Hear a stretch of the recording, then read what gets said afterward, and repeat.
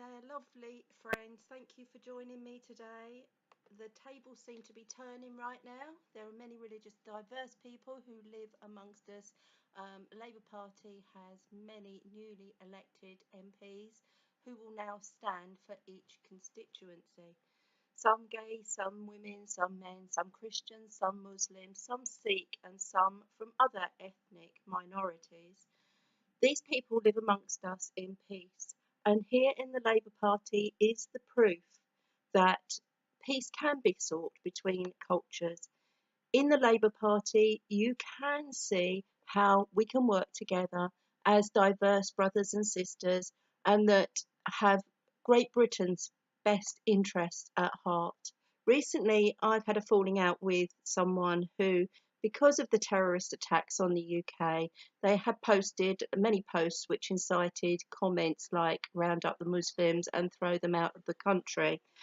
We have to be aware that just like how we live in peace together and work in peace, that peace is possible between all ideals apart from those extremist fascist ideals. And when I speak of extremist fascists, one political group springs to mind, and it isn't the EDL. The Tories and the EDL seem to be merging as one, and as well as UKIP as well. It all seems to be pushing in that direction. We need to stop this from happening right now.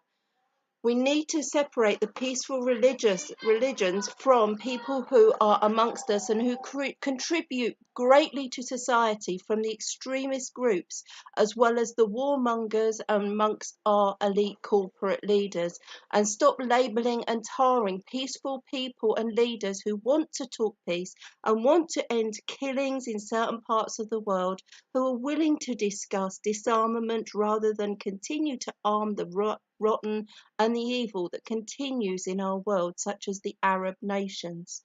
We must separate truth from fiction and stop reading into corporate lies and the agenda in our newspapers. During the Labour Party coup, the Labour MPs who resigned their position, who tried to overthrow Jeremy Corbyn, are now eating their words. Realistically, just like the people of the UK who voted against Jeremy's Labour, think when you stand back and realise that they have all only wanted what was best for the party, and that's where they're going so wrong. They forget about what's best for the people. Jeremy Corbyn has wanted what's best for the people, and that's what sets him apart from the rest. They read the Tory bias Murdoch-owned papers, and look on and take on board the lies within that.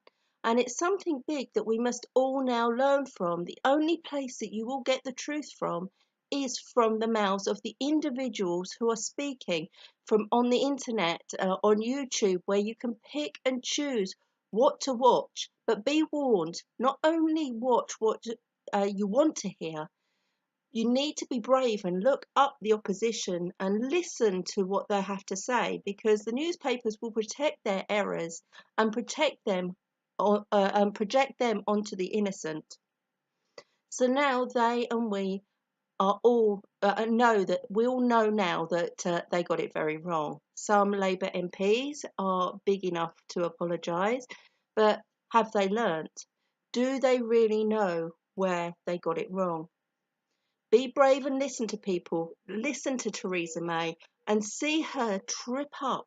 Or if you're a Tory, be brave and listen to the opposition too. I mean, really listen. Try to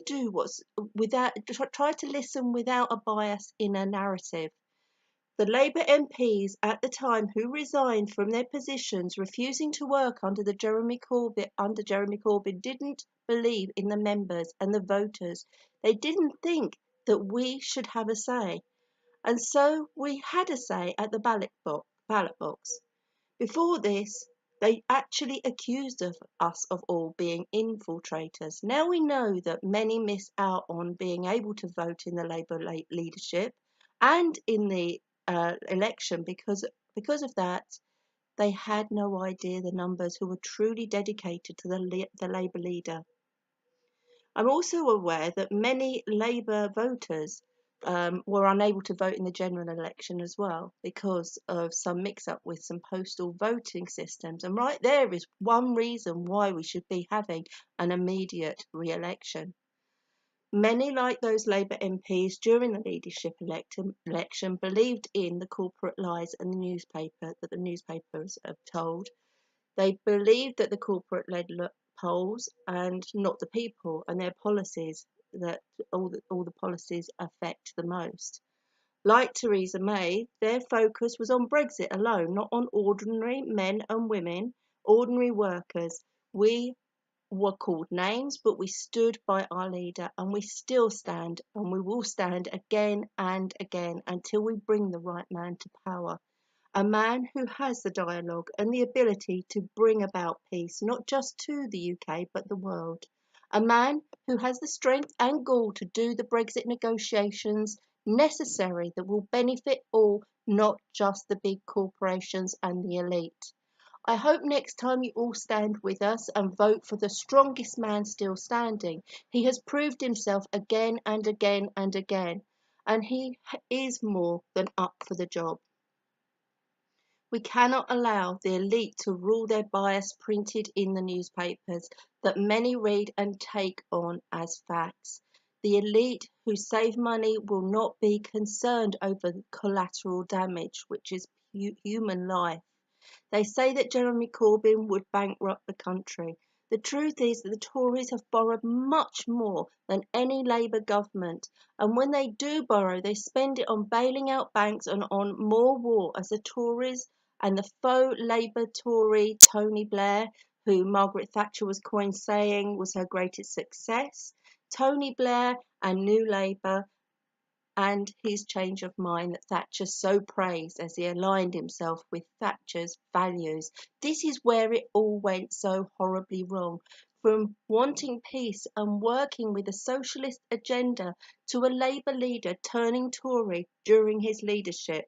This spiritual change changed a socialist political party to a Tory political party, offering this country no socialist balance. And so we have an extreme imbalance going on right now. One of going to war as allies with America, the killing of innocents in Iraq, pro-Margaret Thatcher, pro-Theresa May, and now because of this wealth, as Tony Blair's vision changes from one of sharing to one of protecting and hoarding money, one of supporting the big corporations like Branson and Virgin, and now Blair is, without a doubt, has turned against Jeremy Corbyn and his now pro-Tory, pro-Theresa May, and pro all the Tories stand for, her vote being for more bombing in Syria. And please remember, as I said in one of my previous videos, as an unelected leader, Theresa May was in a weak position to do the Brexit negotiations as well. We see these things keep happening over and over again, and we keep expecting different results. We're getting the same problems with the Tory government, the same bombing of innocents in different countries. So we've got to do something to stop that. We've got to stop what's been going on, and many people are waking up to that. And as I'm sure those of Europe pointed out many times, that her closest advisors who have now left their position, remember it wasn't them who created a manifesto that included dementia tax and took away people's fuel allowances. So she lost, and now she has torn up her manifesto, and she was never in a position to take us to any war that Trump wanted to start and to take us to war as allies. Our friendship with Trump came at a cost to gain herself personal power, and now she's creating a government with a DUP, people with extremist views, the extremist ideals that I was talking about earlier, where I say that we should separate those who practice their religion peacefully and should not be categorized in the same way as any extremists who would and do have links with killing innocents. I see things changing right before our eyes. Karma comes at a big cost, where those who run a government become so extreme And I'm leaving the horror of the Grenfell Towers till last in this video for that reason. You must all be aware that there is in fact one member of the DUP party who is now in prison for bombing a Catholic family. Theresa May is doing the deals with the devil, the same types of people I was talking about earlier, the extremist fundamentalists who have had ties with those who murdered innocents in Northern Ireland. Since 1990, the British government have been neutral in Northern Ireland, backing neither the Unionists or the Nationalists. Powell, who was also former Prime Minister Tony Blair's Chief of Staff, writes, if Miss May depends on the DUP to form a government, it will be impossible for it to be even-handed. The other parties in Northern Ireland will know that the Unionists can pull the plug at any stage and hold the government hostage. So not just a terrorist sympathiser, with Theresa May, we're now looking at a government that backs extremism and terrorism.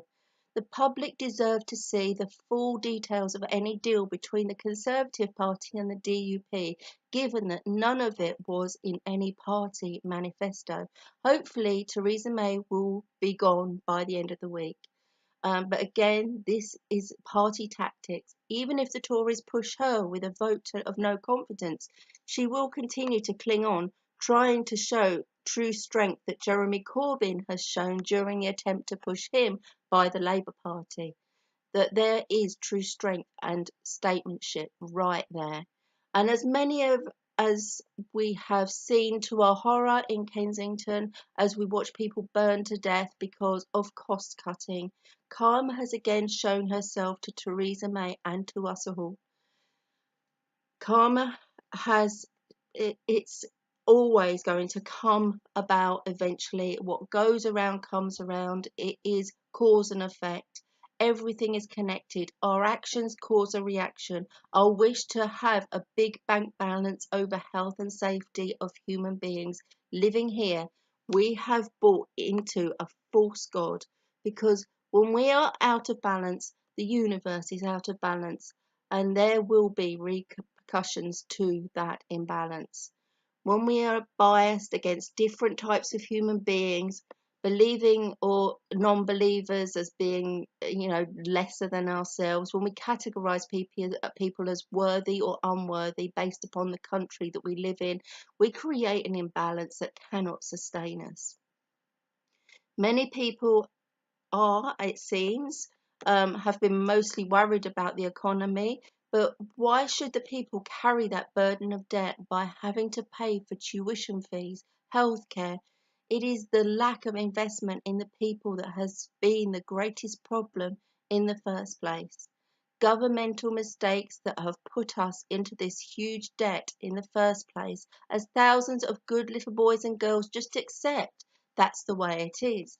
People accept that they are responsible for the debt, that not those that they vote to power who've created it, by failing to invest in people.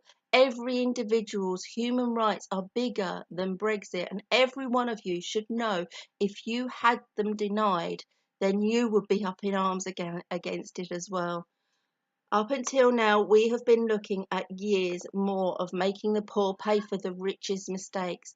Don't be fooled by the Tories pushing their leaders out and changing that person to someone who will empathise more at tragedy. Their views are still of allowing the richest to get away with paying only 17% taxes. This Labour government will not do that under Jeremy Corbyn. Corbyn is honest, and you know where you stand with him.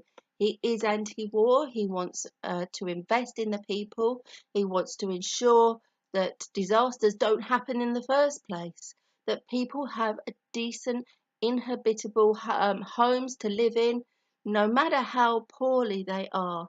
I have seen people still using history to compare a Blairite government with a Corbyn government and how Blair spent our money. And that is ludicrous. Blair, May, Thatcher, Trump, the Camerons, they're all money people. They are the elite who hoard their money, and yes, the magic money tree that they keep talking about has been found. It is in an offshore tax haven in the Bahamas, where all the top riches are hoarding their wealth, whilst the likes of Murdoch, the Sun, the Daily Mail, and the Tories blame the poorest and make the poorest pay. Those who, by living hand to mouth, those who have every penny that they get goes right back into the economy, keeping the economy moving, as the top earners are carrying the blame, as the top earners are hoarding theirs in gold bars offshore. The poorest are carrying the blame for a poor economy through austerity. But it is the richest who get rewarded by offering tax breaks. And as I have said before, and I will repeat again, we should question also, who is it that we owe? The Bank of England, that is who. Our banks, that's right, we owe ourselves. I've said this before and I will say it again. To those who are worrying about the national debt, the UK national debt now stands at 1.73 trillion. It is owned by banks and building societies. 93.3% insurance, 23.1% Bank of England, 25.7% and overseas 30.7%. Our Bank of England, the Bank of England that we, the people, own. What about the banks and building societies and the insurance companies? We own them too, don't we? We are being punished because we can't pay ourselves back money that we already own. And the American debt is now 20.4 trillion, of which are the overseas portion is owned by China and Japan, UK, Brazil and Russia. America owes Britain 20.4 billion. And as I've said before, the size of the global debt mountain is such that the human suffering around the world and in our own country, such as that in Kensington, has become so out of proportion to the size of the problem that a more innovative and creative solution is required. The type of ideas that Jeremy Corbyn stands for. Socialist ideas that bring us back into alignment with honesty and sharing. This whole situation as it currently is confused, illogical and absurd. Can someone stop and think about the lack of humanity in all of this? And ideally, we need to wipe the slate clean and start again with a zero balance. Or at the very least, surely a worldwide financial readjustment could be achieved. So now Theresa May has torn up her wicked manifesto. The debt still stands and she's still the same evil woman who created it in the first place. Whoever precedes her will still be the same mad person doing similar deals, not investing in people, protecting hidden in offshore tax havens in the Bahamas where the mega rich hoard all their money, which doesn't go into the economy. Only the poorest are holding this God-forsaken country up, whilst the richest are rewarded for hiding their money with tax breaks and without having to pay all of their taxes. But we all knew this, and this move is all too little too late. We now all want an honest Prime Minister, one who knows what he's doing, one who is in tune with the electorate, and whose policies Theresa May is now stealing to try and make herself popular. She shows what her debating and negotiating skills are, and they are non-existent. She does not have any and keeps avoiding having to get involved, hence the continued Brexit delays. She is weak as hell and has to go. Meanwhile, we've got to bring in Jeremy Corbyn, a real negotiator, one who won't sell arms to the Saudis and keep allowing war and crimes to happen against humanity. No to power at any cost. No to ripping up our human rights bill, and yes to thousands more police on our streets, yes to funding our armed forces, and yes to more fully funded firefighters, yes to safe inhabitable homes so that the inevitable disasters do not happen in the first place. Stop lumbering our young people with debt before they have even started out in life, and yes to funding our NHS, a fully equipped nation of people, healthy, living in habitable homes will be the very people who will spend and keep our economy flowing.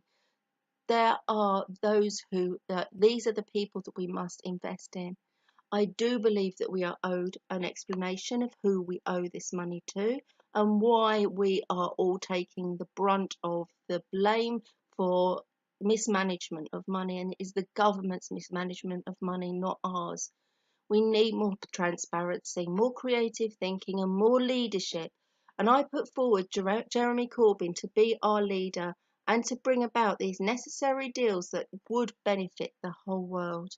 Meanwhile, something very important is emerging. We must keep our eye on this, where Theresa May and her party may have the biased media on her side. Jeremy Corbyn has the internet fully on his side and the people who use it. Activists, real activists, have suggested that the government could push through extreme internet regulations whilst people are being distracted by the current political situation and by the terrible events that have happened in Kensington.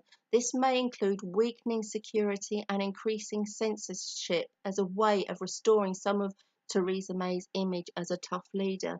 And as the fire in London delays talks between the Conservatives and the DUP, we must question, is the delay the result of leadership? Hopeful Boris Johnson trying to erase all video evidence of a mayoral meeting where he responded to a question about the cutting of emergency service in London with the comment, "Get stuffed." The only good thing to come from all of these tragic events is the great community spirit of diverse people supporting one another. This is what the UK is all about, and I'm always amazed and continuously inspired when individuals can work together as one. I am saddened as well that it takes things like this to happen, to bring people together as one. But again, it at least helps me to keep hope alive. Praying for everyone that was involved may allow us some feelings that we're offering our love to the universe, but it takes action too. If you want things to change, we must all change. We must end this madness of hatred between belief systems, and we must stop labeling ourselves as better than them and less than or they are less than us. We are all one. We are all one humanity, and we must do what Corbyn does. And as Theresa May is inevitably being pushed from her position, as she cannot even stand before the people of the Grenfell disaster, knowing that she would have to face anger from the people at her political stance of cost-cutting over saving lives, Jeremy Corbyn received warm welcome and is proving to us all that love and care that we are sharing is the poison that is hurting the nasty Tory parties the most. It is also showing the world what really works when we work together as one. Don't let those who perished in the fires' lives be in vain. Let this tragedy mark the end of the wickedness within the politics as we know it. We are witnessing a paradigm shift like no other. Let this be a global phenomenon, one that we've all been waiting for. Let us bring to power the one man who has had the principles to stand and rise against all the odds, one who is principled, one who shares a worldview of peace between all people, one who can and would reach out to those who have been pushed out and treated like the dregs of society and bring them all in to our greater vision, a global vision, not one of the elitists that have hijacked this globalist view to create an economic globalist agenda where the elite few reign and preside over the many, but one that offers all of humanity equality and an understanding that we are all one. To bring these great changes about, we must first walk through the fire of hell And as the world is waking up to what is going on in the UK, many countries are now becoming aware of Jeremy Corbyn and what he stands for. He has been blanked from their media and portrayed in a negative light as a terrorist sympathiser for taking part in trying to bring about the Good Friday Agreement. Yet, as Theresa May has now lost her majority in the calling of an election, she had the audacity to think that she would walk still believing that the people of the UK had bought into her globalist idea that we are better than others, that money and the economy comes before health and human life, and she has in effect created her own downfall and the uprising of the people and the Prime Minister Jeremy Corbyn. And there are people who are asking when the money magic tree is, where Jeremy Corbyn is talking of investing in the people, the cost of the overall refurbishment of Grenfell Tower that did nothing but make the building look nice in a gentrified area and increase the fire risk, 8.6 million. The extra cost of flame retardant cladding on Grenfell Tower, uh, for 4,700. The maximum capacity of residents in Grenfell Tower, 600. 4,700 divided by 600, £7.83 each person. £7.83. The cost of each life was actually nothing. They were too poor to be worth anything. They weren't given a voice. They were fobbed off with standardized fire protection just because they were poor. This is human life in Tory Britain. Now, the people do not trust a public inquiry, and many feel the facts will be withheld if this goes ahead. Many people are asking for an inquest. Which one do you think was deemed the acceptable cost at the end of the day, as our leaders, in their wisdom, are constantly cutting back on firefighter numbers and budgets? Enough money always to bail out greedy bankers, but not enough for firefighters, nurses, or safety provision in tower blocks. A government for the wealthy few, and everyone else can take their chances. And finally, we must pay tribute to the amazing job that the firefighters did that night. Without them, thousands more would have perished. The word hero is used far too often in these days, but watching firefighters on an extending ladder with flames flicking up both sides, trying to rescue people, and going into a burning building to rescue residents, the firefighters were running into the flames as residents were carried out. They are the heroes who have the grim task of retrieving those poor victims. Amazing job, and it's time for those real people to be rewarded and for them to be seen as the investment for the future, where the economy is spent on healthy, able workers rather than the cost of a repeated death toll, the cost of investigations where the cost is human life, so others can live in luxury. Bless you all, thank you, and I'd like to just offer my absolute condolences to everybody who were involved and who lost their lives on that day. Absolutely horrific. Bless you all, thank you for listening. I'll see you soon. Bye for now.